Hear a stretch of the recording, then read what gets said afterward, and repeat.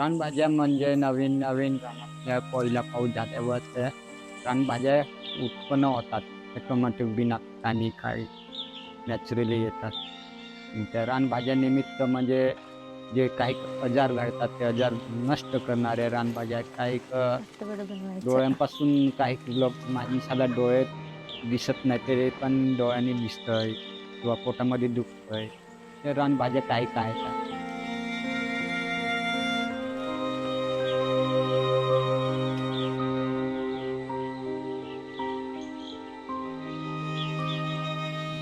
याला पेटार बोलतात आणि याचे फळं येतात ते खातात आणि पोटदुखीसाठी पण हे औषधी आहे.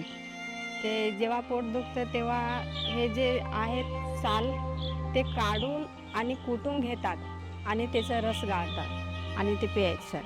पोटदुखीसाठी उपयोगी आहे, गावठी उपाय.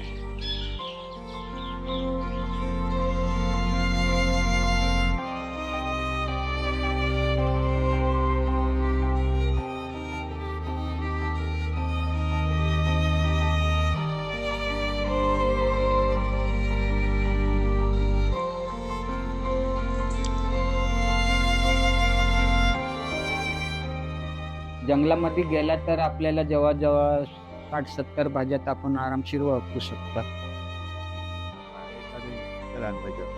अशी सुरुवात म्हणजे काय आहे आमचे कुलदेवता ती तिहेवार म्हणजे देव ते कार्यक्रम करतात. तिथं त्या नवीन-नवीन मोडक्या भाज्या असतात तिथं ते प्रसन्न करतात. सर्वात जास्त नैवेद्य बनवतात.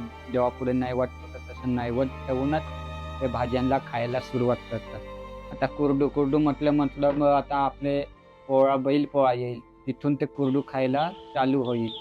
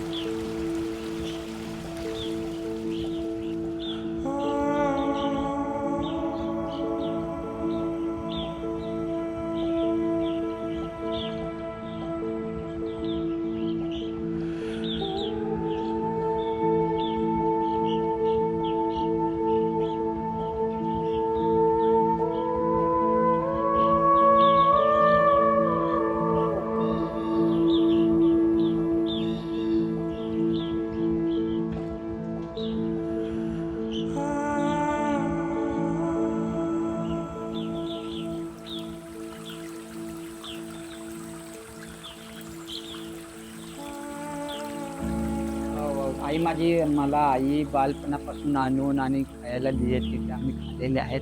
त्याचे पोत आजपर्यंत आम्ही त्यांच्या जागेवर आज आम्ही भाज्या काढून राहिलो, रानभाज्या.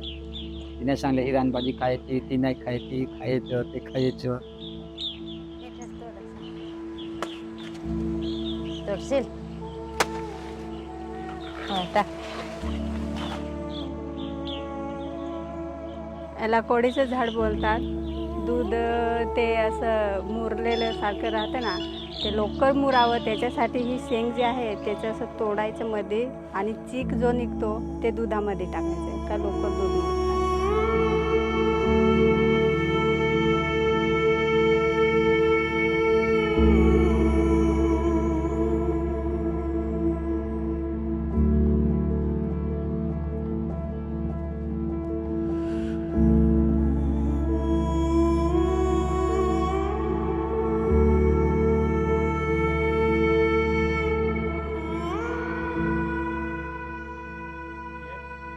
काही थोडक्यात माहित आहेत.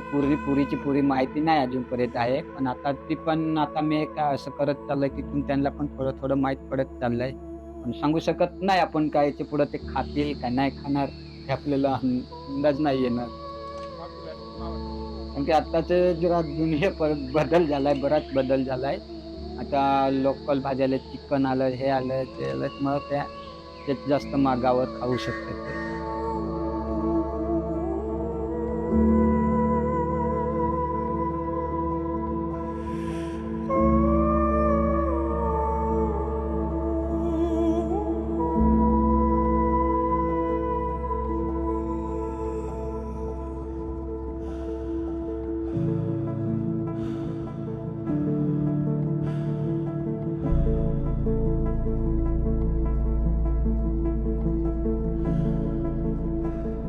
ते जे साबरीचे झाड आहे ते खोकल्यासाठी खूप उपयोगी आहेत आणि ते जास्त जर खोकला झाला तर त्याचं ते असं पूर्ण तोडायचं आणि त्याचे काठी जे आहेत ते काढून आणि असं चुलीवरती थोडंसं गरम करून घ्यायचं आणि थोडेसे अजून तेलात चिरायचे आणि त्याच्यामध्ये हळद अशी भरून आणि त्याचा रस काढून प्यायचं. काय ते खोकल्यासाठी बरं आहे.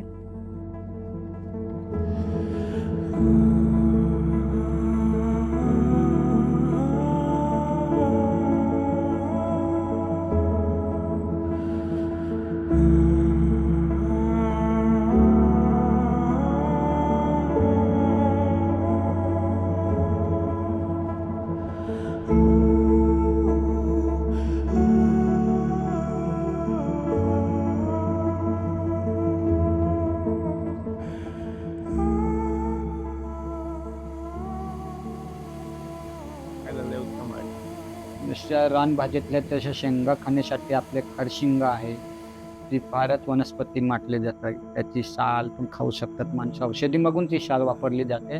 आणि शेंगा आहे भाजी, लोणचं असं किंवा नमकच्या पाण्यात ठेवून ते असं खाऊ शकतो त्याची शेंग.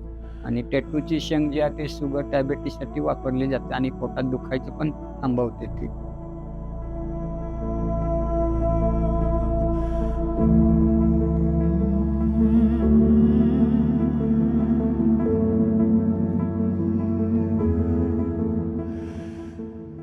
याला सापूड बोलतात.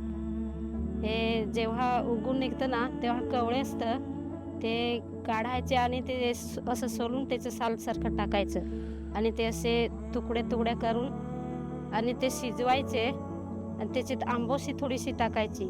ते चिकन थोडंसं लागतं ना, आंबोशी टाकल्यावर ते असं चिकन नाही लागत, चांगलं लागतं. हे मोहूर आहे, हे मोहराचे पण तसेच हे तोडायचं आणि ते उकळून घ्यायचं आणि त्याची अशी धुवून आणि भाजी अशी फोडणीला टाकायची आणि खायची.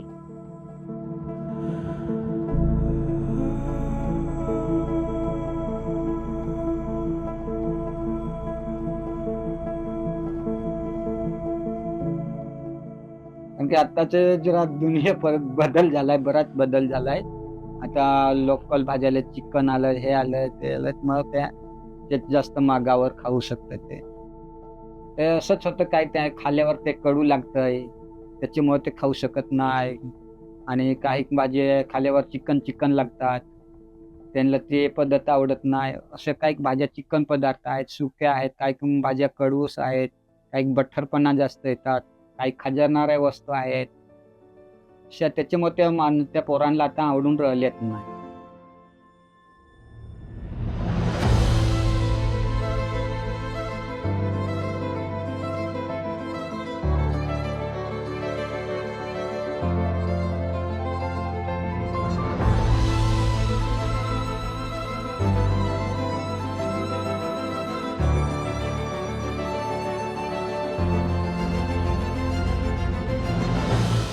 मला असं वाटतं की मी त्या प्रत्येक गावी जाऊन सांगतो त्या रानभाज्या खावाव्या माणसाने.